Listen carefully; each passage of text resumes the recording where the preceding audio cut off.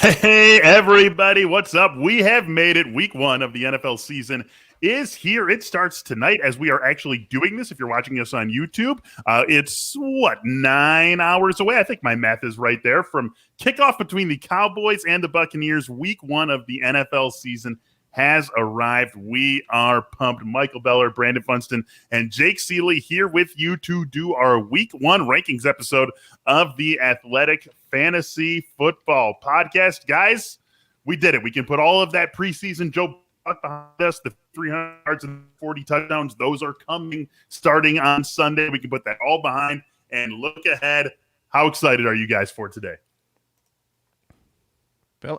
Funston, you're just waiting? You're just sitting there in silence? I'm deferring to you. I'm letting you go first. How excited are you? You didn't seem too excited. That's because I'm not going to be excited until what 8-0 or 8-17 or 13 or so. Like what? Well, I'll be super excited once it kicks off, but I just need to get there first. That's because I'm trying to update right now. I'm updating Steelers where things are going on because we have the Austin Eckler and whatever. We don't need to specify Eastern time zone. Nobody thinks it's anything but. No, I'm just saying that I wasn't going to specify, but saying that's not like 8-7. That sounds terrible. Just hearing that as a game start time makes me shudder. Yeah. I will say it is this weird kind of convergence zone of where, as a fanalist, quote unquote, where you're still kind of, ranking for the season, ranking for week 1. I know that's I'm trying to say both at the same time. Yeah, exactly. It'll be better in week 2 at this time. All right. I hear you guys completely. Well, we're putting that to bed in 9 hours, and we are getting ready. And Jake feels like maybe get put to bed right after that 8:17 kickoff time. My God. Jeez, the worst time zone in America for sports. To bed before midnight anyway. I'm just saying it's a brutal time zone for sports, but that's not what we're here to talk about. We're here to talk about week 1 rankings, and we are going to dive right in. If you've been with us for the last couple of seasons, we do here quarterbacks, running backs, receivers, tight ends in that order. We go back and forth. We try to hit on guys at the fringes, guys who are interesting, guys who have injury questions, things like that. We're not going to tell you start Patrick Mahomes or start Derrick Henry. We're going to get on those guys at the fringes and use our time wisely. The first guy who I want to start with at the quarterback position is a guy who has a pretty tough matchup this week. You drafted Justin Herbert to be your starter, no question about that. And I have to imagine that most people who have him are starting him, but this is a West Coast to East Coast trip for the Chargers. It is a 1 p.m. Eastern start, so that body clock is on 10 a.m. for those Chargers. And a very tough defense in Washington. Austin Eckler now is dealing with his hamstring injury. Jake, what say you on Justin Herbert for week 1? Are you just going to title the show Time Zone Discrepancies or whatever? The Time Zone show of the Athletic Fantasy Football Podcast. This is kind of similar to somebody earlier today is like, am I crazy for benching Dak Prescott for Trevor Lawrence? And I'm like, yes. Yes. What did you draft Justin Herbert for? Like, you could have been on my side of it and said, I have concerns about Justin Herbert in year 2 because you saw some of the teams adjust to him late. You could argue in the flip side and say, well, devil's advocate to the teams playing well against him. One was the Bills, one was the Dolphins, and one was Bill Belichick, and he does that to all rookies, blah, blah, blah, blah. So you could go either way with it. The point was, I still had him as a top 10 quarterback, and if you drafted him, you're starting him. It's week 1. Don't overthink things right out of the gate. And that's the biggest thing. Is like you said, you were not going to talk about, do you start Dalvin Cook? Well, because we shouldn't be talking about benching your studs, period. And if you drafted Justin Herbert, you drafted him as a stud. That's really what it comes down to. You didn't draft, this isn't Justin Herbert and Joe Burrow. This is Justin Herbert you drafted inside the top 10. Listen, I have him ranked lower than you, Jake, but I don't really, I'm not going to differ with your point. Where do you have him? I have him at 15, so I still have him as above average quarterback. I just think that there's some concerns here with the new coach, with the fact that he hasn't played, and with the fact that he's on the road in week 1. And you're going to try out your new system against Chase Young and Montez Sweat. But I'm looking at all the guys I ranked in the QB1 range, and I don't really imagine a team that would have Justin Herbert and some of those other guys. Right. All the other and guys what? They're pretty much QB1s or very, very borderline QB1s. I have answered a couple questions this morning, which was, am I really going to start Jalen Hurts over Justin Herbert? And I said, yeah, if I had those two quarterbacks, I think the expectation of 60-plus rushing yards from Jalen Hurts raises the floor to a point that's better than where I feel Justin Herbert's is this morning. Yeah, it's an important point to make that most likely, even if you don't like this matchup, you probably you made it. If you have Justin Herbert and someone who you could realistically start over Justin Herbert in a one quarterback league right off the bat, you made a draft drafted mistake. poorly. You drafted wrong. Well, think about that. I mean, I have him as QB 15, and I'm probably thinking this is probably the lowest I'll rank him all year. So that you should feel good about that. Justin Herbert did have like 5 or 6 games last year where he wasn't a QB 1, so it happens. But if the worst you're going to get is 15, you can live with it. Yeah. Well, on top of it too, is like everyone. You could fall into. So a couple of years ago, this was the year. It was after. So it was Matt Ryan 2016. Then he went down in 2000, down as in performance. Then he bounced back in 2018, and that was the year that Ryan and Breeze both were playing really well inside the top 10. Somebody fell into it because nobody wanted Ryan, and I'm only bringing this up to say like he fell into that situation. Then every single week it was, oh, do I start Ryan or Breeze or Ryan or Breeze? And he made the wrong choice more often than like you just want to stick with one. So I'm bringing that up to say we're joking that you made a draft mistake, but maybe you drafted super early, or maybe your league just doesn't draft. I've seen people say I didn't want to take a second quarterback, but Joe Burrow was still there in the 14th. Like so I could see that, but if that happens, get out of it in a trade. Just get away from it as soon as possible because you're going to be chasing your own tail for most of the year. It's a headache that you really just don't want to deal with, and that's the bottom line here. So Justin Herbert, a tough matchup against Washington, but still getting the stamp of approval for most every league. How about Kirk Cousins? This feels like a much friendlier matchup for him. He's going into Cincinnati. Vikings are 3-point favorites on BetMGM at my last check, and we've got Kirk Cousins taking on those Cincinnati Bengals. Brandon, you take this one first.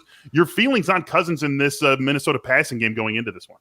Yeah, this is one of those ones. If Kirk Cousins is your guy, this is great. I have him ranked, I think, 13th or 14th, right on the fringe of the QB1. And honestly, because he's in such a conservative offense, because he's not the guy that typically is going to get you 400 yards in a blowout game or a big game for him with like 3 or 4 touchdowns. I usually put a cap on his ceiling at right around. Me ranking him 13, 14 is usually where I feel really good about Kirk Cousins. So, the matchup's great, and I would expect Kirk Cousins to be a solid play this week. But again, I'm just, I'm not typically going to push him all the way up into that, top 10 range, top 12 range, even in a good matchup. Yeah, this is the first one of the season. Check the link. Boom, done. He's my sleeper quarterback of the week. I jokingly said it went from Ryan Tannehill being the most disrespected quarterback in fantasy, and now that nobody treats him like that anymore, we give it to Kirk Cousins. Yes, he doesn't have a 30, 35-point ceiling, but he's one of the most consistent and finished as QB 12 in points per game. In points per game, even with negative points in week 2 for how abysmal that game was, he was still QB 12 in points per game. So one of the most consistent, and it's a great look. The Bengals, no defense. The Vikings, sure, they got a lot of pieces back and add pieces, but let's see it first. The secondary is still questionable. This, for all intents and purposes, like I saw the over-under on this one. I felt like this might be an intriguing over for the pace of this game too. Yeah, this should be a fun game for fantasy purposes when you think about all these slam dunk starters on both sides of this game. And we are actually going to get into one of those guys a little bit later in the show. Jake, I know I think your favorite thing in all of sports, your absolute 100% favorite thing is the revenge game narrative. You love it. You buy into it. You trust it. You live your life by the revenge game narrative. So it can only be like Christmas morning for you on Sunday when Sam Darnold, of all people, gets a revenge game against the New York Jets. Panthers are actually 5-point favorites in this game at home against the Jets. What are we thinking about Darnold? Obviously, probably not someone you're pushing into QB1 status, but a super flex starter, a guy who can keep afloat. DJ Moore, Robbie Anderson, that Carolina passing game. Where are you at on this one, Jake? I'm at like don't confuse people if this is their first episode listening. Hopefully, if everybody understands the sarcasm that was coming through, but the revenge is like contract year, like the biggest load of horse manure piles and people only remember when it happens. They don't remember the other 70% of the time when it doesn't. So let's clear that up just in case. Sam Darnold. Yeah, look, we've only got that brief one game showing of what happened in the preseason. And it looked better than most of his career. And that brief showing, most of his entire career with the Jets. And of course, we could argue he's got better weapons than he ever had with the Jets. Still on the Jets side of the ball, they've made some opportunities for their defense to be able to get after the quarterback, and that's the bigger question is that Sam Darnold, with or without pressure, has just not looked good. Like, he's actually one of the worst rated quarterbacks without pressure, and then with pressure. Like, so it's just, does it matter for him, and does the pressure get to him at all, and does it happen? But, do they come out and just rely on Christian McCaffrey right out of the gate, and then just let Sam Darnold be Kirk Cousins-like? So I'm not starting Sam Darnold. I'm interested. I'm interested on both sides of this game. I'm really interested just to see how this game looks from a lot of players involved. Like we were talking about before the show. Brandon agreed. We're gonna have fun just watching tonight's game, being Thursday. But there's not a lot to learn from it. Like, we know the guys. This game feels like there's gonna be a lot to learn from it. And by the way, Robbie Anderson's buying into the revenge game narrative. He's already come out and said that he's plans on showing the Jets that they were wrong and letting him go. But so I have Darnold at 21. Unless he shows me a ton, this is probably as high as I typically will ever go on Sam Darnold. The Jets secondary is terrible. I always, I look at my Seattle Seahawks and look at how bad the corners are here. I think the Jets are right there with them. I think they're starting like a 6th round rookie or something like that. But yeah, it's an opportunity for Darnold with a lot better weapons than he had last year in the Jets. So I'm definitely interested to see how he's going to show out. But I do not have him ranked as a top 20 quarterback. Agree with you, Jake, that in terms of just what we're going to learn and what we're going to learn about players and roles and all that this is probably toward the top of the list of week 1 games, and maybe some sneaky high scoring potential in this one with the secondary issues in New York and just what the Jets offense maybe is able to come back with. Let's take a look at the first overall pick in this year's draft, Trevor Lawrence and the Jaguars going to Houston to take on the Texans. It's an interesting game from the standpoint of Survivor, I think, especially because so many people are going to want to just pick against the Texans reflexively, but maybe not necessarily the softest spot in week 1. Yeah, Lawrence going on the road here, taking on the Texans. What are your expectations, Brandon, for his first career start? Well, this is a intrigue game for me and watch and see how it goes. I mean, you have arguably the worst offensive line against the worst defensive line. So, it's a fair argument to make. I put Trevor Lawrence right exactly in the middle at 16. It's a great matchup, but I just don't know what we're going to get from the Jaguars, from Urban Meyer, from Trevor Lawrence in his first game with that awful offensive line. It's a great matchup. I would have him lower if it was a tougher matchup, but I think, at this point, I had a lot of teams where I have at least 2 or 3 teams where I drafted Joe Burrow and Trevor Lawrence. I'm playing Joe Burrow. I'm probably looking in most places, unless I'm in a really deeper league, of sitting Trevor Lawrence even in this good matchup because if I had 2 guys of similar ilk, I'm probably starting the veteran guy.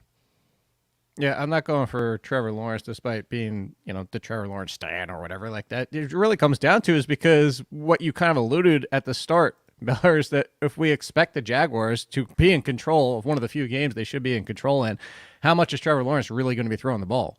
Like, does he need to throw the ball for 300 yards and 3 touchdowns? No. Like, this should be probably, for all intents and purposes, this should be a walkover for the Jaguars, even though the Jaguars are a questionable team. So if it's a 24-10 type game and it's not, high scoring and not pushed on both sides, 240 and maybe 2 touchdowns, and they rely on James Robinson or Carlos Hyde in the backfield and stuff like that. So that's really what it comes down to is just, I don't even think Trevor Lawrence needs to come out firing. Yeah, because we got a question here. Oh, go ahead, Brandon. I was just gonna say it's also the second lowest over/under score, which you have to factor into. I think that's maybe they're giving the Texans 3 points. Maybe so that's. I think 2.5 is what I saw, but it could be 3. Yeah. Yeah, it'll be an interesting one to watch from that standpoint as well. We've got a question here from Alex Bernstein. It's about Ben Roethlisberger, really over the whole year, but let's just talk about Ben for week 1 against the Buffalo Bills. It's been one of the interesting ranking or the draft season discussions, right? Because we had Deontay Johnson, roundly a top 20 wide receiver, Chase Claypool, Juju, they were going, at worst as wide receiver 3s in pretty much every single draft you're in. But then Ben Roethlisberger really couldn't sniff a top even 15 quarterback ranking in the draft season. So how do you guys feel about him here in week 1? Go ahead, Jake. I had the last one. So I thought you were going to first charge with Roethlisberger. I mean, Roethlisberger is just why?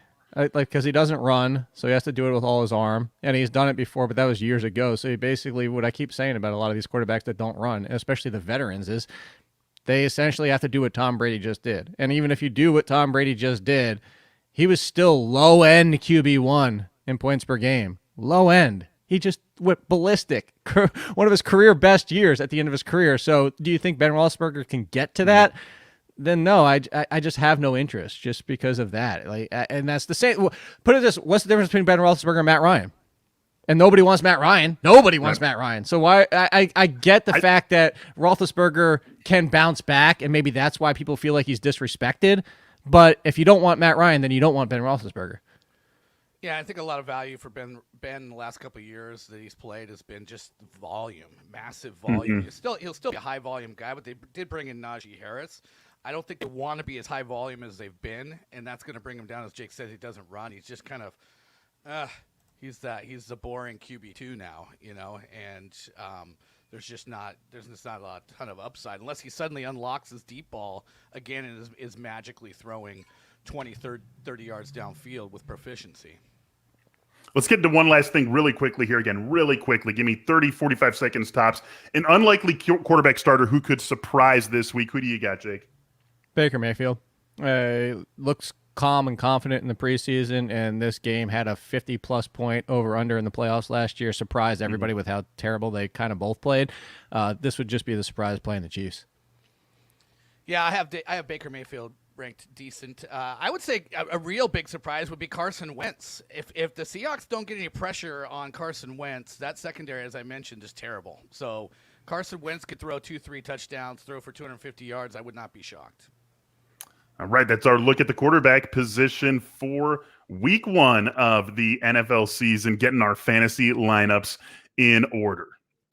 Week 1 of the NFL season means football season is back. You're going to want to go out, do some stuff, have some fun, and you're going to want to be ready for all those moments. And, Roman can help you be ready. Go to GetRoman.com/fantasy now to talk to a U.S. licensed healthcare professional. With Roman, you can get a free online evaluation and ongoing care for ED, all from the comfort and privacy of your home. A U.S. licensed healthcare professional will work with you to find the best treatment plan. If medication is appropriate, it ships to you with free 2-day shipping. The whole process is straightforward. It is discreet, and maybe most importantly, it is totally simple. All you got to do is go to GetRoman.com/fantasy to complete an online visit. When you do that, you can get $15 off your first month. There's a straightforward way to take care of your ED. Go to GetRoman.com/fantasy. Do that. You can save $15 on your first month of treatment. Business owners looking to maybe get in on the football fun as well, bring some more people on, right? And it's harder to do because you're focused on managing and growing your business more than ever. But LinkedIn Jobs, they can help you find and hire the best candidates for the job. Get started by posting your job for free to reach LinkedIn's network of 740 million professionals. Fill out targeted screening questions to get your role in front of the most qualified candidates with the experience, skills, and motivation you need. And then you can use filters to really home in on the right targets, and LinkedIn Jobs is going to give you that first posting for free. All you got to do is go to linkedin.com/fantasy. Again, linkedin.com/fantasy to post your first job for free. Terms and conditions apply.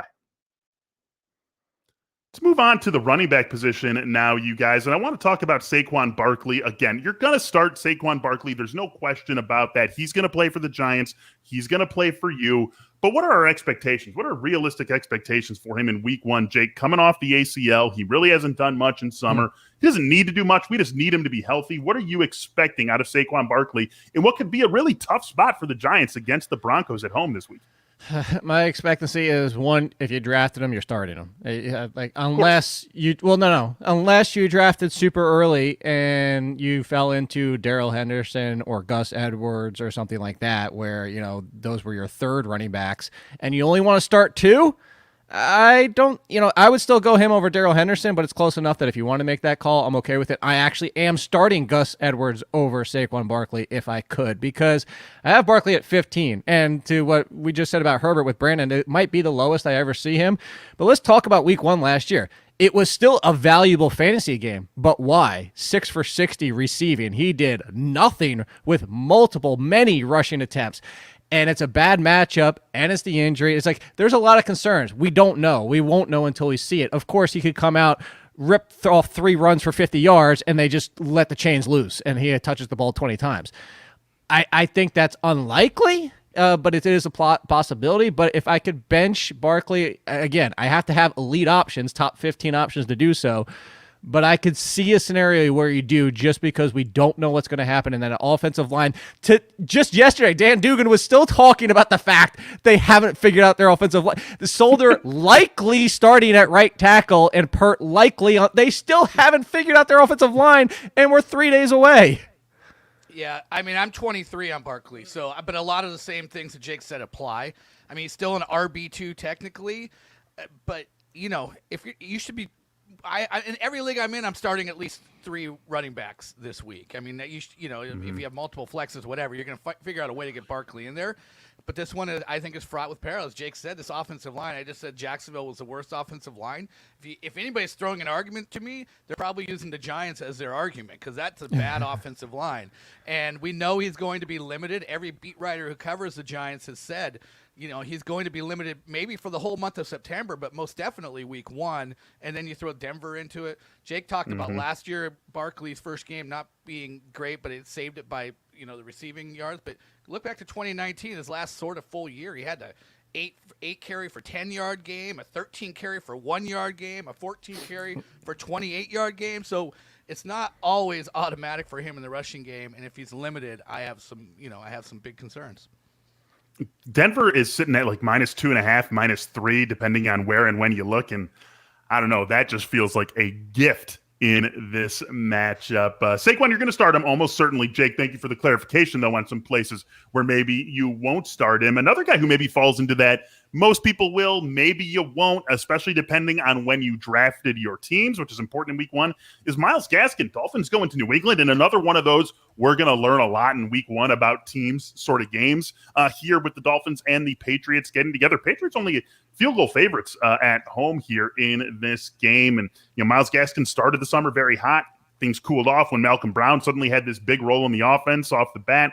Brandon, where do you land on him for this week 1 matchup against the Patriots? Yeah, I'm smack dab in the mid-20s on him, like just the back-endist of RB2s, the very first of RB3s. I'm laughing at back-endist. If I'm imagining the Myles Gaskin role, I think it's maybe like a dozen carries, but I think he could catch 5 or 6 balls. If you look at New England last year, gave up 101 receptions to running backs. It's not exactly the same defense, and there'll be some guys added there. But my point here is I think Tua is going to be looking to his safety valve options a little bit more in this game, and that's why I've ranked Mike Gesicki a little bit higher than I might normally as well. I just think Myles Gaskin's going to be really good in the PPR sense. That's just kind of my, that's my projection of how things are going to work out. But it's one of those games that I think we're going to be very attuned to in terms of watching how this backfield usage works for Miami. If you went wide receiver heavy, maybe you have to start Gaskin as your number 2. And Funston, I generally, I'm running backs everywhere, and I love to have running backs in my flex. This would be one of the situations where I would go wide receiver if I could. I have Gaskin down at 27. I would even go Javonte Williams in front of him at this point, for 2 reasons. One, as you mentioned, it's not the best matchup, but we're all sitting here this entire preseason speculating and all in agreement saying this, but even we could be wrong, is that Gaskin should get that majority share with Ahmed and Brown splitting the second share. But what if it's a full-blown committee and nobody's getting even 45%? And that's my biggest concern. It doesn't seem like that's the case, and you've brought that up many times about Flores and his history, but as we've seen, coaches change. For the entire history of Andy Reid, we were saying he does this, and we were saying Doug Peterson does this, and then sometimes because of your talent, the situation changed. Bill Belichick, he had Lawrence Maroney and Corey Dillon. Like, he used to go bell cowie, and then for years he wasn't. And now we're saying he could go back to doing it with Damien Harris. So, what are you laughing at, bell cowie?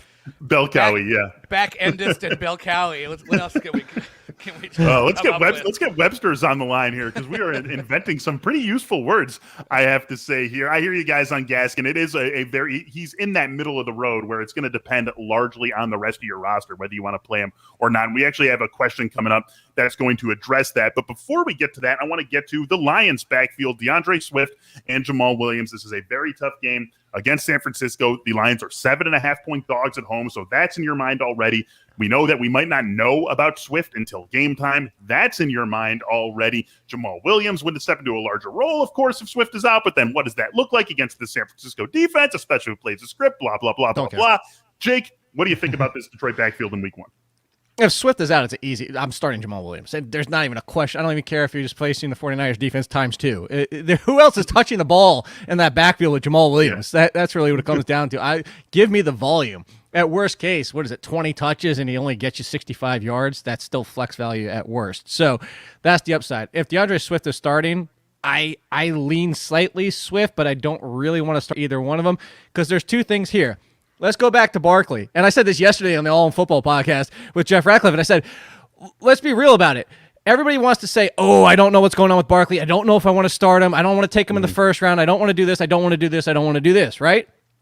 Barkley's at least been practicing. DeAndre Swift this entire time until yesterday wasn't even on the practice field, and everybody's like, DeAndre Swift is back. Let's start him week 1. Yeah. Like, really? Really? And we're doing this? And let's add to it, I said 2 things. Let's add to the fact that Anthony Lynn has never stopped saying, not once has stopped saying, who's his lead? Jamal Williams. He keeps saying Jamal Williams is his lead running back and hasn't come off that. I think this is going to be a split backfield 60-40 at best for Swift, more likely 50-50. Yeah, you said exactly what I was going to say. I was going to compare it to the Saquon Barkley situation. Just say it's worse for Swift because of Anthony Lynn talking about how much he likes Jamal Williams. You're not hearing anybody in the Giants talking about Devante Booker. So, yeah, and that's why I have Swift down. I think at like RB30. I'm definitely a little bit leery of this one. All right, guys, I want to get into a little bit different of a discussion. This is something where they're going to bring in every single episode. Obviously, especially when we get into the running back and wide receiver discussions here, it's going to depend on your roster. There's no cookie-cutter approach unless we're talking about someone at the very top or someone at the very bottom. Going to depend on your roster, going to depend on your league settings, going to depend on all of that. So I want to ask you guys this. Who's someone who's in that running back 3 area? Maybe a Myles Gaskin type, but we've already talked about it. Someone in that RB3 area who you could certainly see someone who want to start depending on their situation, someone they want to sit depending on their situation, who you would sit. Brandon, why don't you take this one first? I'm going to take your guy, the guy you love, Raheem Mostert. I think he's been a regular RB3 going against Detroit. Look, I like Trey Sermon too, but kind of one of my themes in week 1 is I'm not going to rank rookies as high as I will, during the middle of the season. You can go back and look, but like even the best rookies, typically week 1 is their lowest volume and all that. I just really think Raheem Mostert will see a more decided advantage over Trey Sermon in week 1 and maybe the first couple weeks, and he'll see the rest of the way, and that's going to be to his big advantage against the Detroit Lions. Wait, so you're saying the RB3 you want to sit is Sermon? Well, this is you want to sit, not start, right? No, this is a RB3 you want to start. No, it's RB3 who you want to sit. You want to sit. But we can do. I listen and pay attention. Let's whoa. Let's pivot. Let's say an RB3 who you definitely want to start. Forget about sit. An RB3 who you. I was very confused. I'm like, he sounds like he's talking about starting. I'm listening to you, Beller. Okay. Do you want? No. We'll stick with it. No, we'll stick with it. So. We're saying an RB3 who we want to start, play him, get him in the lineup. Brandon's got Raheem Mostert. Who do you got, Jake? Someone you want to start? So if I'm digging this deep, Austin Hooper looks like... No, I'm just kidding. Here's what it comes down to. I am actually going to take right from Funston's answer, and I'm going to say Sermon, and I'm going to stick with this. And I don't disagree with you in the fact that week 1, rookies, all that type of stuff. But what I'm saying here is what I said in the column at The Athletic. I want both of them because who are they facing? The Lions. They're going to be running the clock out by halftime if this game is what we expect it to be. Of course, things go sideways in sports all the time, but I think Mostert and Sermon are both walking into 15-plus touches. I would lean towards Mostert getting closer to 20 than Sermon, but even if I got 12 to 13 from Sermon against the Lions, I forget, I think it was either Ian Hardis or Nathan Jonke, one of those guys from over there from PFF, tweeted out the performances against the Lions last year.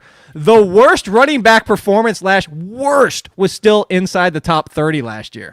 And it was Mark Ingram. Oh man, Matt Patricia, man, he had that Midas touch for not being the New England Patriots defense once he got out of New England. So we don't get to pick on that anymore, but still a nice spot for the San Everybody's Francisco picking on Funston. Turn off the mic, and now they're saying turn up your headphones and listen.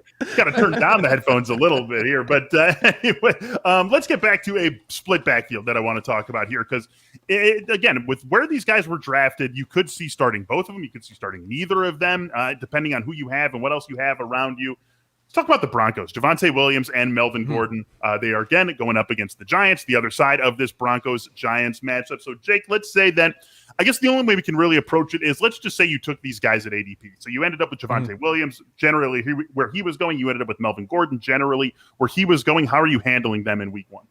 Yeah, I would start both of them if you need to. Lesser versions of the 49ers, but I would say, look, I don't know that Williams is that far off from Mostert, really, because I'm going to go back to what we said on last week's show, and people missed it, it was, people were pointing the positive picture, if you want, on Gordon. This is the positive side of it. People are saying, well, they got him to touches with the first team. It's their first opportunity to see him. They still want to see him. They still want him out there.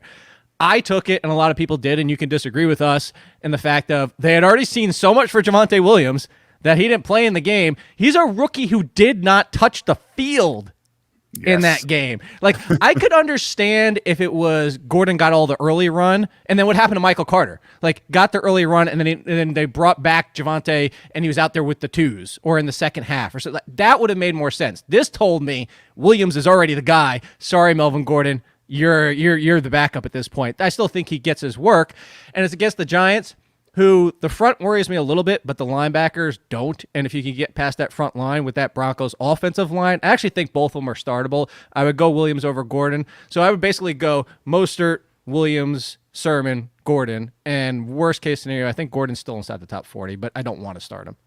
Yeah, once again, I was going to make the San Francisco comparison. I think they're both startable. And once again, I'm actually going to go with the incumbent this week as being slightly better. You're drunk. Let's do a bet. Let's do a bet, Beller. Come on. How about we do this? How about we go Mostert and Gordon for me versus Sermon and Williams for you? I love that. You're so worried about hedging on that one. I like it. You want to take the Broncos straight up? I'm way more worried about hedging on Javonte than I am on Sermon. I feel exactly. That's what I was saying. All right. I mean, I'll still take it. Okay. It's not what I would have. It's not the bet I wanted, but I'll still take it. Beautiful. One of you is going to have to sing the verse of a song next week. We're trying to increase. We're trying to. We'll lose all our listeners. Oh boy! I've lost dates off of that. Are you? Let's do one more of these. Let's do one more of these, and then we are going to talk about that RB3 you might want to sit. But I do want to get into one more backfield pairing. Same exact sort of setup for these two guys. Maybe you could start one. Maybe you could start both. Depends on what you have. What do we think about Chase Edmonds and James Conner against the Titans and what we're expecting? Did you just pull everybody out of my article? Yeah, well, Jake, I read your stuff. I'm a devoted fan, not just a friend and a co-host. I'm also a fan of Jake Seeley. What are we doing with these guys, Jake? What are you doing with Edmonds and Conner? Should be a high-scoring game between these teams. Okay, first off, Alex suggesting that the loser sings DuckTales. That's not a losing option. That's the best option possible. I will voluntarily sing DuckTales without even losing. So, that's not a loser. Please let me have that. No. What I wrote about it is the same thing. You guys, and I say you on the show or anybody that's been listening, I've been off Chase Edmonds at ADP because I thought Chase Edmonds and James Conner should be very close to each other in ADP because while healthy, James Conner, similar to the situation in Detroit, more upside with DeAndre Swift, more upside with Chase Edmonds, and I probably stole another team that Brandon was going to compare possibly. Did I just do 3 in a row? So it comes down to it's Edmonds and Swift, and it's Williams, and the situation here is very much the same. As James Conner will be the goal line guy, James Conner will be the lead when they need to run out the clock. But in this instance, this week, I have Edmonds higher because Tennessee pushes the pace because they're so efficient, not because they're a high-paced team, but because they score very easily, very quickly. This is one of the higher over-unders. I think it's 52 or 53 now at this point, right, Beller? Mm-hmm. Yep. And I think part of it is that because Cardinals are going to have to throw. Funston's mentioned this a couple times that Kyler Murray wants to throw more, and if that's the case, it's Edmonds over Conner. Yep, I have Edmonds as a high-end RB3 and Conner as a low-end RB3. Yeah, about the same. Yeah, and it's kind of like I almost look at Conner as a rookie. He's new to the system as well. And again, I just think the incumbent is going to have the advantage in week one, in addition to all the advantages that Jake just talked about with pushing the pace and with Kyler wanting to throw more and Chase Edmonds being the lead guy in the backfield in that department. So, yep, I'm right there with him. Still 51.5 is the over-under, at least on BetMGM, but that over is one of my favorite plays of the weekend. These are two teams that were among the fastest-paced neutral game situation teams last year. They ranked second and third in the league in that stat. Only Buffalo was faster than these two teams in neutral situations, and very little has changed about the personnel that would think that they are going to change the way that they play on offense. Let's get back to that question. An RB3 who you might want to sit. It's sit Funston. An RB3 who you might want to sit this week. Who do you got? This isn't a ripe group, let me tell you. So don't get mad at me for throwing out Zach Moss, but he's technically an RB3 in ADP, and I wouldn't want to play him this week. I probably don't want to play him most weeks if I can avoid it. But against the Steelers, and for a team that doesn't really want to run the ball a whole lot, that still has Devin Singletary mix, I'm kind of out on Bills running backs this week for sure. Boom. I was going to say there's actually 4 teams. I don't want the Buccaneers. I don't want the Bills. I don't want the Texans. And I don't want – there's a 4th. Oh, the Jets. None of them. I don't want any of those backfields if at all possible. Yes, I have one ranked highest of all 4 teams. But, just go to and people, this would be hindsight if you're watching on Friday, but you'll see in tonight's game, if depending on when you're listening for the Buccaneers, a perfect example of why I don't want these backfields is because if Tampa Bay comes out early and somehow controls that game is not what we're expecting, it could be Ronald Jones. If they're passing the entire time, it could be Gio. If it's a mix, it could be Fournette. Like week 1, avoid all these backfields wherever possible. Yeah, the Jets one is an interesting one, and again, one we're going to watch very closely in that Jets-Carolina game, and that actually depending on who you read, some people say Tevin, some people say Ty Johnson. Like, which is it then? Yeah, we're really not going to know until Sunday, and of course, we know that could all change down the line because of Michael Carter, which brings us to this question from Phil Mike. Phil, thanks for joining us today. Last bench spot, Trey Lance or Michael Carter. That's really what this question is getting at here. If you're using a bench spot on one of these guys and only one of these guys, who is it, Funston? Yeah, it'd be Michael Carter. I just feel like Trey Lance is a second half guy only, and only if things kind of go off the rails for San Fran. If Jimmy Garoppolo does, just does a serviceable job, this is a playoff team, and they're not going to rock that boat, I don't think. Yep, 100% agree. On the Carter train and on the one that I don't think Lance starts unless things go sideways and the 49ers fall out of the playoffs. Could be wrong, but I don't see why they do it. I will make that unanimous. We've made the comparison time and time again to the 2021 49ers being very similar to those 2017 Chiefs that let Patrick Mahomes sit all year and had a very nice team under Alex Smith. Let's get on to the wide receiver position, and let's start with Brandon Cooks against Jacksonville. Jake, you were beating the drum for him all draft season, so keep on beating it here in week 1. What do you got for Cooks? It's so simple. Volume, done, period. I have a top 30 wide receiver. I think I might even have him close to the top 25. It's just pure volume. It comes down to is people are talking up Nico Collins, deservedly so. But they're like, is he past Chris Conley? Yeah, he was like, who cares? like I legitimately, what was it? Did they just sign Danny Amendola? Like somebody was like, does Danny Amendola do anything for your? We're talking about Danny. We're talking practice. We're talking Danny Amendola. Not talking the game. We're talking Danny Amendola. Brandon Cooks, volume, and that's really what it comes down to. No matter the matchup, if it's a slow pace, high pace, whatever it is, Brandon Cooks, I can't see ever being outside my top 35, even in the slowest under game that you could possibly find. Still, he's walking into at least 5 targets minimum. Yeah, I have him close to your wide receiver 35 bottom. I just worry, man. It's Tyrod Taylor. Who was good with Tyrod Taylor? Sammy Watkins. He was a top 15 wide receiver with Tyrod Taylor. I'm just saying, he had 1,100 yards and 9 touchdowns. Think about where you might have had Keenan Allen in week 1 last year with Tyrod Taylor at quarterback, and he gets the volume. He got 8 targets. He caught 4 balls for 36 yards. I mean, that's my concern with Brandon Cooks. I just don't know that we're going to have a rhythm. Here, real quick. No. You're right. I will say this. Here's my one pushback, Brandon, on that. You are 100% right. And that 8 targets is what I keep saying. 50%, even if he only catches 50%. Here's the difference, is yards per reception for Cooks versus Allen. Allen wasn't even 10 yards per reception last year with Herbert. So Cooks is going to, 4 would probably be more like 60. Yeah, well, we'll see. I mean, you could be right, and then if he gets 60 yards and doesn't get into the end zone, still 8 points. Yeah, that's still top 30. I have my concerns. I'll just say, and I don't think Brandon Cooks is running by C.J. Henderson and Shaquille Griffin. They actually have some big, fast corners for Jacksonville. So, we'll see. I'm a little bit leery. He could be right. We'll find out. Is he the wide receiver 3 you want to bench? He would be, yes. If he weren't already talked about, but you're going to have to come up with someone else before we get to that discussion. You know what? Someone else who maybe could have been in that on maybe the start discussion. At least he would have been more interesting if you talked about him as the starter.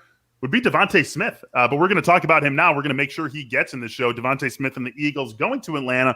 3.5 point dogs, depending on where you look. Devante Smith, of course, had the summer where he had a little bit of an injury, but going into week 1 fully healthy. Brandon, where do you stand on this Philadelphia rookie? Wide receiver 40. Again, this is going to be my narrative for this week 1 rookies. And, and again, Jalen Hurts, I have serious questions about him as a passer, and eventually maybe he'll get there where we start to see some kind of consistency, but I don't know that it's in week 1. And I went back and looked at Jalen Hurts when he was throwing for 300 yards in back-to-back games last year, and go look at the receivers. It was like 2 catches here, 2 catches there. The guys that really did the damage were the tight ends. I just think it's going to be a work in progress to get Devante Smith kind of there, kind of like how I feel about Brandon Cooks and Tyrod Taylor. So, I'm down on Devante Smith for week 1, and kind of going to be interested to see how the the combination looks. I'm right there with you. I think he's got more upside than most people in that range. And somebody even noticed it. I saw added the projections to the rankings this year so people could see. It's just from wide receiver 25 down to wide receiver 35 is 1 fantasy point. From wide receiver 35 down to wide receiver 49 is 1 fantasy point, another 1 fantasy point. So 2 fantasy points to go essentially from 25 to 50. How narrow this gap is. Oh, if you want to make an argument he should be 10 spots higher, I'm not going to sit here and argue for 30 minutes with you about it. And I'm not saying that like to be smarmy. I'm just saying this is a very narrow group of things. 1 catch can make the difference. So I'm with Brandon, but I wouldn't be surprised. Like I said, a lot of the guys I have in this range, do I think he's got a higher ceiling than, Jerry Jeudy, DJ Shark, possibly Jarvis Landry, a higher ceiling, sure, but some of those guys, for the questions we have, just rank slightly in front of him. All right, well, let's stick in that range and stay there, and we are going to go to start. It is still start. We're going to go start first, a wide receiver 3 you want to start this week, Jake. Who you got? Oh, I thought you were going to go to Funston first because to make sure he got it right. We want to set the tone right with you. Make sure he listens and hears it. No, he's saying good things, so it's a start. How about how about that? I'll technically cheat with this one and make him a wide receiver 4 according to consensus. Sure, how about that? Yeah, that's fine. How about when Brandon brought up Carson Wentz? How is Michael Pittman not being treated as at least a wide receiver 3, if not more, with no T.Y. Hilton? And the excitement people have over Pittman's talent and the fact that he's going against Seattle and in this game, I don't get it. I don't get what they think that he's going to get triple covered in this game. Maybe then no Michael Pittman, but Michael Pittman, I'm surprised that he's still outside the 40s for a lot of people. Yeah, and throw Zach Pascal in there as a wide receiver 6. ODU. So that should be a wide receiver 5 or 4 this week as well. I'm with you. I would say Debo's been a consistent wide receiver 3 in the rankings, and I think he is a wide receiver 2 this week, especially with Ayuk's health. He may only have to do a whole lot for a half, as Jake said, and there could be a big lead, and it could be a whole lot of running in the second half, but I think Debo leads the way for the 49ers receivers this week, and there's always a threat for him on jet sweeps, to get a little bit of extra point, and those can make a big difference, as Jake just talked about. So I have Debo at 22 this week. All right, guys, when I was putting this together, I was looking just at all your rankings, of course. How else would I put this together? And both of you had 1 wide receiver stand out as surprising me with how low you were on him. So I'm going to ask the person who's low, and then the other one can, give their input, of course. So I'm going to start with Jake here because, Jake, you were a big Marvin Jones fan all off season long, all draft season long. And then you've got him down in the mid 30s, somewhere in that wide receiver 35, 36, 37 range. So why so high to go so low in week 1? It's funny. There's a couple of these that I got that too with the Brandon Cooks. No, it wasn't Brandon Cooks. It was somebody else besides Marvin Jones. But anyway, again, it just goes back to this doesn't feel like a game where Jacksonville has to pass that much. And it really has to do with the fact that Shark is back for this game. Marvin Jones missed a little bit of time during the third preseason game, and then after that, it's still not 100%. I still believe in Marvin Jones, still have him higher than DJ Shark. It just comes down to the fact of this feels like a controlled game from Jacksonville, and it comes down to projections. I could actually tell you, I'll rip off Trevor Lawrence's current projections. I'm going to update it later today, but I have him for 256 and 1.7 touchdowns. Like, I don't even have him for 2 touchdowns. That just tells you, like, I don't expect a lot of passing for Jacksonville. That's all that really matters. Yeah, where do you have Marvin Jones overall? He's lower 30s, I think, somewhere not even be close to 40, somewhere right around there. Yeah, closer to 40 than 30 for sure. I think I'm right there with you at like 39. So yeah, no qualms with that whatsoever. All right, Brandon, your guy who I was like, a little surprised he was kind of low, although I think you've pretty much explained it in this episode, is Ja'Marr Chase. And you've been saying the thing about starting off rookies slow, and so I think that's probably what the factor is here. But explain why you've got Ja'Marr Chase where you've got him. Yeah, I'll just put an exclamation point on the whole point I've been trying to make is, take the top 4 rookie wide receivers from last year, and Justin Jefferson was one of the greatest ones of all time. His week 1 was 2 catches for 39 yards, or for two catches for 26 yards. Chase Claypool, 2 catches for 39 yards. CeeDee Lamb, 5 catches for 59 yards.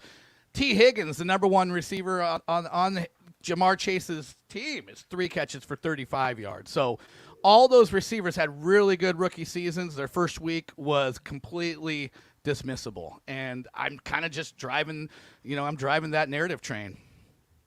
Choo-choo. Jake, you got a rebuttal there? Well, we should have got Lenny Milnick on the show. So a rookie is a rookie is a rookie. Like, I'm not really that guy, but I am for week 1. But you knew what I was talking about. Yeah. Anyway, that speaks to maybe the one person listening the pullover from baseball and knows Lenny Milnick. But that's really what it comes down to. I'm not going to disagree with you too hard on this one. I do have Ja'Marr Chase in the same range as Marvin Jones as well. And it mostly comes down to is that to be patient with him. I've said this a million times, but they don't need him to start hard. They don't need him to go out there. They have Tyler Boyd and T. Higgins, and that being the biggest reason is they might not even have Chase on the field for 2 wide out sets. And if that's the case, there's like diminished opportunity. Yeah, could be a high-scoring game, but it's good to maybe if you have the luxury to wait and see with Chase, can see why that's the route that you would take. How about Kenny Goliday, you guys? Obviously, it's been a banged-up summer for him. We really didn't see him at all, and Jake's shaking his head no, and I think that's probably the way to go here, especially with this being a late kick. This is in New York, but this is a 4:25 Eastern time kickoff, so you are maybe going to be making a decision on Kenny Goliday without knowing for sure if he's playing or not. Brandon, does that make it easy just to say, forget about him and we'll check back in week 2? Yeah, I mean, we had questions anyways. It's the Daniel Jones question. It's the defense that he's going against question in Denver. And, yeah, I think, there's so much uneasiness with the Giants and then with the health of Goliday that why force that, This is a good week that if you can avoid it, just sit back and watch how things play out. Nope. I need that little gif of the octopus going by. Nope, not doing it. Even if he's ready for week 1, still not doing it. Yeah. Even if we knew Sunday morning, Kenny Goliday is 100% playing for this game. Not doing it. Not against the Broncos defense. Not with no rapport built with Daniel Jones, who already, again, I don't know how many times I say this. This is similar to DeAndre Swift. Can love the player, not the situation. Yes, I know Daniel Jones is a better deep ball thrower than people think he is, and you can look at the metrics that back it up. He is not a good thrower to contested receivers. That is Kenny Galladay's game. I never liked the fit for this. Maybe they develop as the season goes on, but if you don't want to start Ja'Marr Chase and your hesitancy of not seeing what you want to see in the preseason, we haven't seen anything from Kenny Goliday on the Giants, period. He hasn't even developed anything with Daniel Jones yet. Yeah, now watch him go score 80 and a touchdown. Really in that sort of position where you're going to want to see at least something from him before you throw him in there. We haven't done. We're all over the place. It's week 1. It's exciting. We haven't done a wide receiver 3 you might want to sit yet, have we? We need to still do this, right? So let's do it. Let's do it. Brandon, get in here first. A wide receiver 3 you might want to sit. Well, I think every Jacksonville receiver has been a wide receiver 3 at some So point. all of them? I don't have any of them ranked as a wide receiver 3 this week. I would want to sit them for the reasons Jake's mentioned and we've talked about already. I have Chase Claypool down at the very, very back end of the wide receiver 3 range. I don't like him this week against the Bills. He's the lowest volume guy. I don't know that he's, going to get away with a big play in this game. So for me, I'm like, okay, I'm going to put you at the very back end of wide receiver 3, but I'm very uneasy about him. Yeah, so I don't have him quite at the back. Oh, no, he's 33 for me. I'm going to go to somebody who is in the 30s, but not in the 30s for me. And it comes down to quarterback last year. He did have 3 wide receivers inside the top 30, but he didn't throw a lot of touchdowns. And again, that last game with Cortland Sutton, Jerry Jeudy wasn't on the field for 2 wide. I don't know if that's one game. I hope it's just one game. Again, I love Jerry Jeudy. Everybody out there, I do not hate Jerry Jeudy. I don't. I really don't. Go back and look at my rookie profiles from last year's draft class. I love Jerry Jeudy, the player. I don't like what I'm seeing, and I don't like this matchup. People don't realize, forget, they brought in Adoree Jackson, who was a number 1 corner before this, is now asked to be the number 2 corner, with one of the better corners in the league on the flip side of the ball with James Bradbury. This is a tough-ass secondary, including the safeties. And I love to crap on the Giants. So if I'm saying this about the Giants, true. And it does, and for the Broncos to walk away with an easy win, they could just slam it down their throats with the run game and not ask Teddy to do that much. So it doesn't have anything to do with Jeudy. It's just the matchup, and I do want to see him on the field in 2 wide, at least for one game, before I just definitively put him into my lineup. Yeah, talent, opportunity, and environment, all 3 of those things that we're always talking about in the fantasy world. The environment maybe not great for Jerry Jeudy in week 1.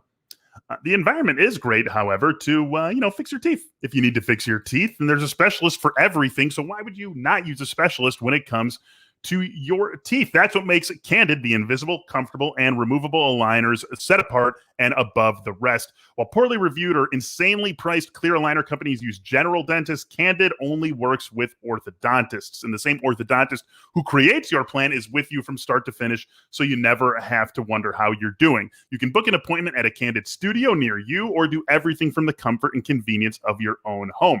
The average Candid treatment is just 6 months. You'll start seeing results way before that, and it costs thousands less than traditional braces. And hey, they're going to throw in a teeth whitening for free. So Candid can help you get the straighter, brighter smile you've always wanted. And right now you can save $75 on your Candid starter kit when you get started from home or book an appointment at a studio near you. Just go to candidco.com/fantasy. Use the code fantasy. Take advantage of this limited time offer. Save $75 on your treatment.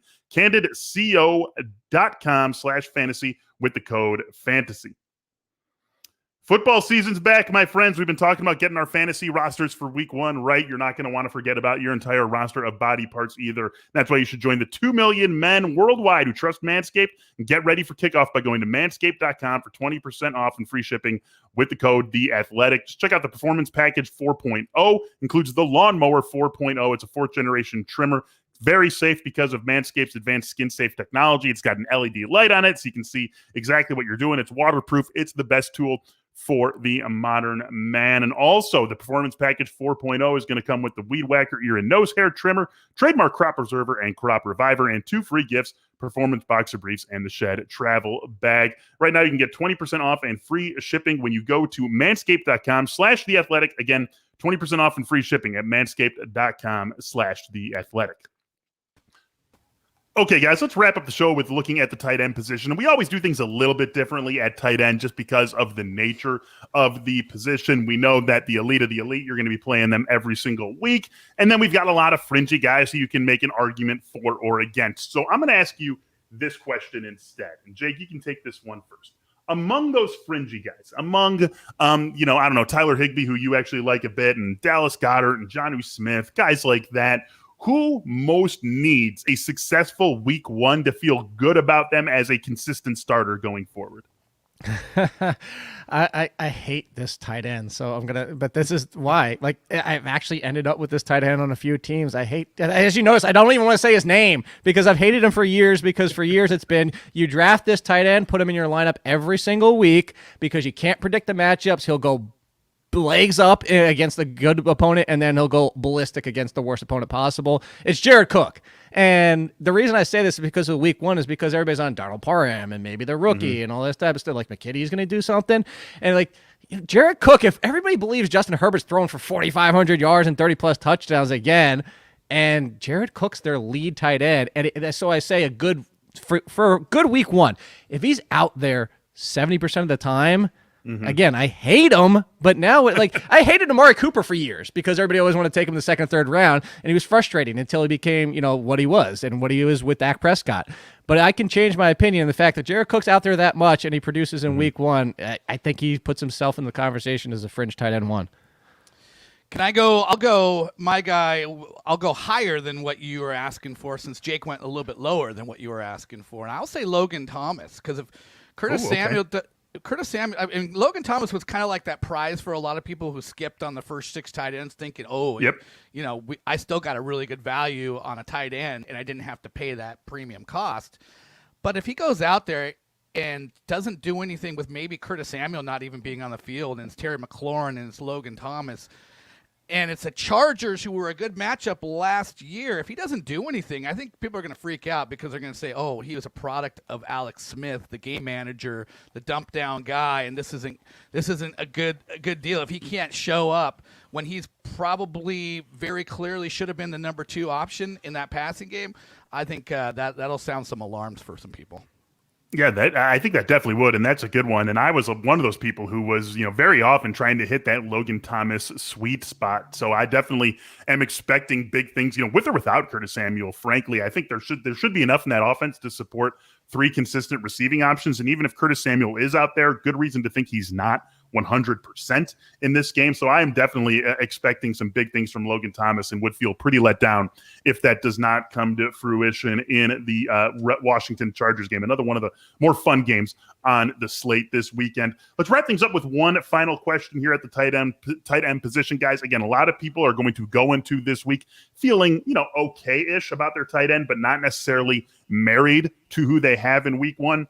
Is there a possible waiver wire darling at this position, Brandon? And maybe even to the extent that if you had a roster spot to play with, you would try to get ahead of him being next week's popular waiver wire guy, even if you feel decent about who you've already got as your tight end. I'll throw out 2 options. Gerald Everett's been a guy that I've, and I think Jake's also in on him as well. And if he has a big week one, and I think people will get pretty excited about Gerald Everett if if he comes out week one with Shane Waldron as the offensive coordinator there. But I'll go the deeper one is if Juwan Johnson does anything for the Saints, people get excited. Who's the last guy to have a wide receiver tight end designation for the Saints in a Yahoo league? Marquez Colston, man. People are getting pretty excited about a guy who's a former college receiver who, with a lot of opportunity there in that Saints passing game for people to step up. I can see people getting really excited about Johnson if he has a good game. So wait, he's technically not a rookie. He was undrafted last year, so I guess you get a pass on that one, Funston. I don't think I called him a rookie. No. I meant but he's close enough. And the fact, I don't think he played it at all last year, right? I think he had a couple catches. He had 7 catches. Did he get it on the board a couple? Yeah. All right, fair enough. Look, so here. I'll go. I thought this was so. I initially had this as any. I didn't know this was tight end Beller. I had somebody else. I'll throw it out there. I'll give you the name anyway. I thought this was just a week 2 waiver darling to people. I'll go get Elijah Moore. James, Elijah Moore is still way too widely available for the fact that Jameson Crowder's already dealing with tissue and core injuries and all this type of stuff and might not play. Go get Elijah. If he goes off in week 1, people are going to wake up and go ballistic for Elijah Moore. So stash him now. Tight end. I'll say this. It might finally. Just like Corey Davis, Devontae Parker, it took years and years and years and years for it to happen, but it might be Chris Herndon time because this is the only reason. I've been the person who said I didn't like Irv Smith because of the 12 sets and how much they share their tight ends. That's why I said on Gerald Everett. I'm with you, Funston. If he's out there 70% of the time and not 50-50 with Disley, I'm with you, but that's my concern. But now Conklin's banged up too.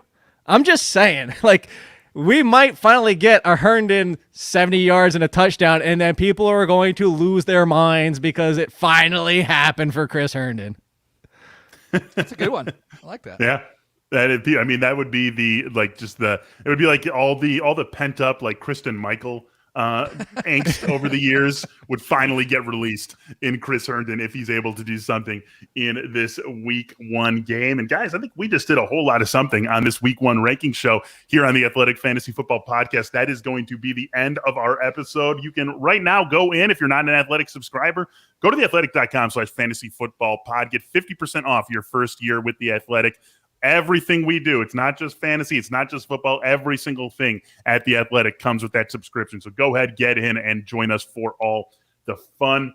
Me, Jake, and Brandon, we are done here. Athletic Fantasy Football Podcast returns on Friday with me, Zach Jackson, and Vic Tafer taking a look at the week 1 lines minus the Thursday night game, of course, because that game will have already happened. The three of us, we are back with you on Monday, breaking down what we saw in week 1 and taking a look ahead to the week 2 waiver wire. Enjoy tonight's game. Have a great weekend of football. We are all pumped. We hope you are as well. We'll talk to you soon. Have a great weekend.